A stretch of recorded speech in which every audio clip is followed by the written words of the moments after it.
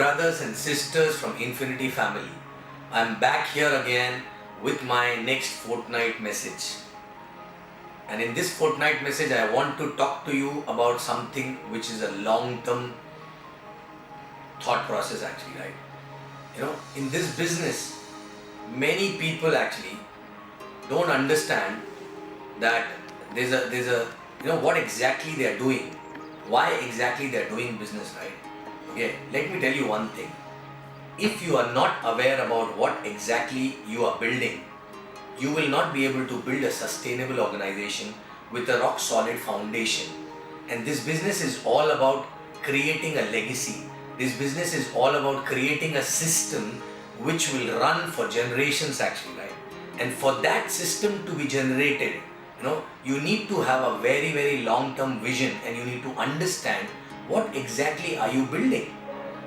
So I want to talk here about something which was there in our head when we started building, and that's the reason why the organization is sustaining even after so many challenges in between and still going on, right?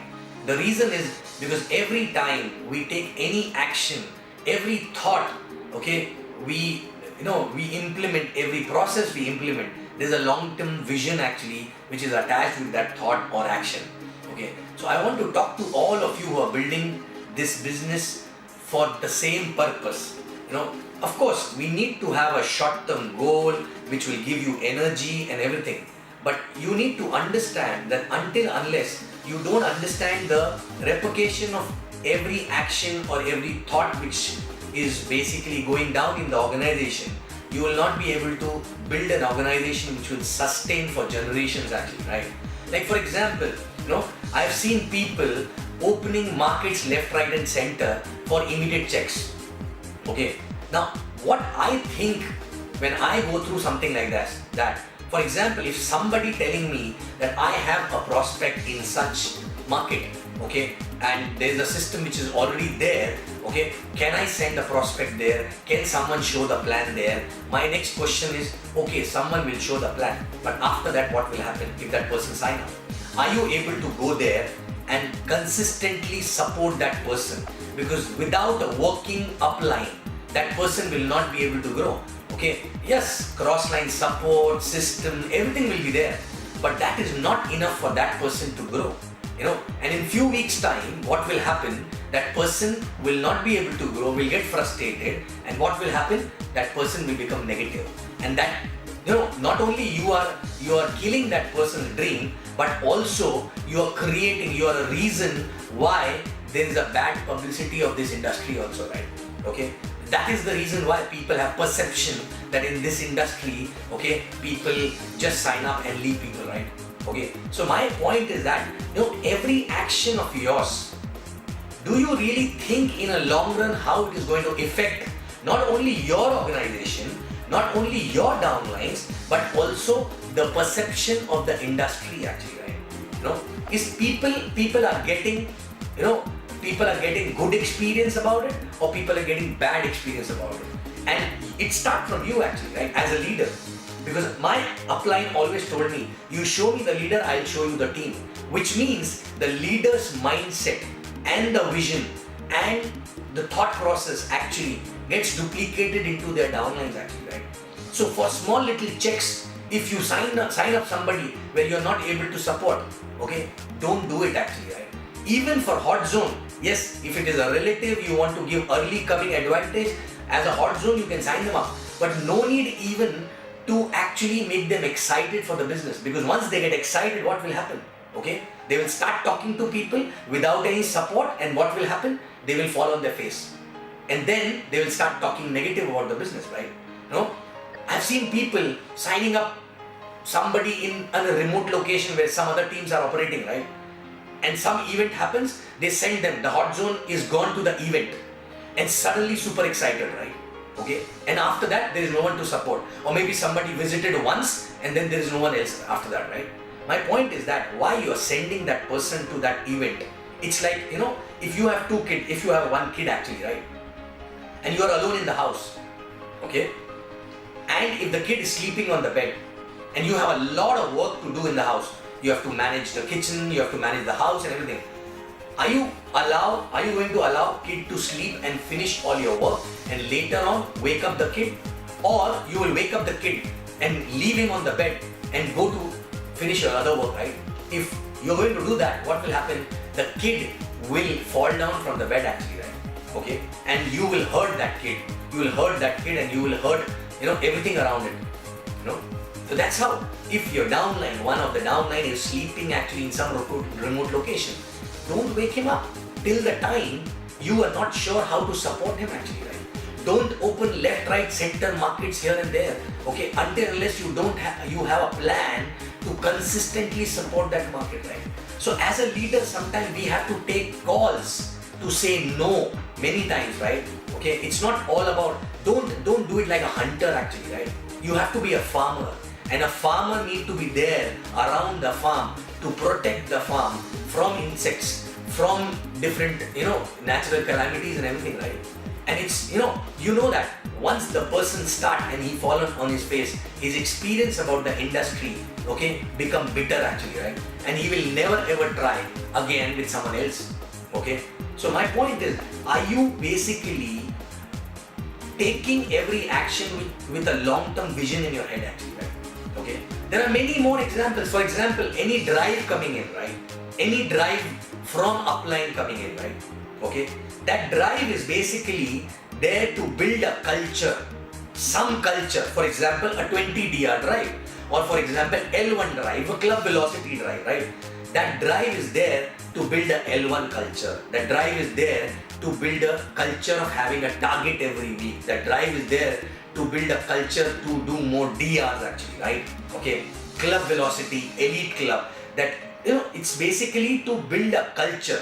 And any organization, okay, become big and sustainable only based on what kind of cultures are actually built in that organization, okay? But many people look at short-term, those drive as a short-term benefit actually, right? Because in that drive, they will push their people in good way or sometimes bad way, okay, only to pull business, right? Of course, business in drives need to go up, but understand, it has to go up organically by building a culture. And after the drive, that culture should not die down. That culture should continue after that drive. That is a long-term vision. That is a long-term thought process which will help you to build an organization on a long-term basis actually, right? So the point is, you check your thought process. You check in your organization, your leader's thought process. Are they thinking short-term, too short-term, okay? And working like a hunter, or they are becoming a farmer, okay, by thinking a long term, okay, by thinking that what they are building is a long term thing. You cannot just create babies all over and make them grow on their own. You have to hold their hand. You have to be there. You need to know who will go and support them. Obviously for initial days, initial months, maybe 1 year, and then eventually they will carry on the same thought process for other markets actually, right? So check yourself, check your team, check your downlines, okay? Are you guys carrying a short-term vision and pulling business week on week, or you are actually instrumental in building a culture which will actually create a sustainable long-term organization? Are you using all the drives to create a culture which is instrumental in having a strong foundation of the organization through that culture? Are you the one who's building a market organically, one by one, not all across, with a support system? Are you creating a support system in those markets? Do you have a bandwidth to support those markets or those downlines? Okay. Do you have that roadmap for every time new market actually, right? You cannot go all over. I've seen people talking about, I've got 10 markets, I've got 15 markets. Believe me, I don't count those markets where I cannot go or my ISBs are not there going consistently actually, right? Because if somebody going consistently, then only that market will grow to a sustainable level actually, right? Having 4 downlines does not mean you have a market over there, right? Yes, it can be a potential market when you plan a growth over there followed by a sustainable support system actually, right? Okay. Otherwise, it is not a market. So please understand, don't unnecessarily wake up people left, right and center if you don't have a plan to support them. If you don't have a bandwidth to support them actually, right? So again, in short, think about every action you take. Learn to say no sometime, or withhold the decision to start something new if you don't have a bandwidth. And that is what exactly is sustainable. Okay? Later, I'm not telling don't open markets, but have a planned approach. Don't just go haywire here and there, right? Don't just travel. Sometimes people come and ask, can I go to that market? Why? I have 4 people in my cash out there, so I'll just go there. Then when I ask, what about your existing team? No, I'll go once in a month. It is not possible to build any market going once in a month, right? Okay. So anywhere when you build it, you need to be there for 12 to 13, 12 to 15 days actually in a month. May not be all together, but every week 2 to 3 days. You know, that's how exactly it works. It is like giving a birth to a new baby actually, right? Okay. And you cannot send anyone who's not experienced of building teams, okay? And based on that, you cannot open a market, right? Okay. So once you have built few teams in your base market, then only you have an experience to go out and do that, right? Okay. So kindly check yourself, check your thought process, check your actions in last 1 year or 2 years. Okay. Whether it is any drive, or it is new market, or it is any new downline, right? You know, are you doing all these things having a long-term vision or a hunter attitude actually, right? If it is a hunter attitude, believe me, you may earn some checks, but it will not be sustainable.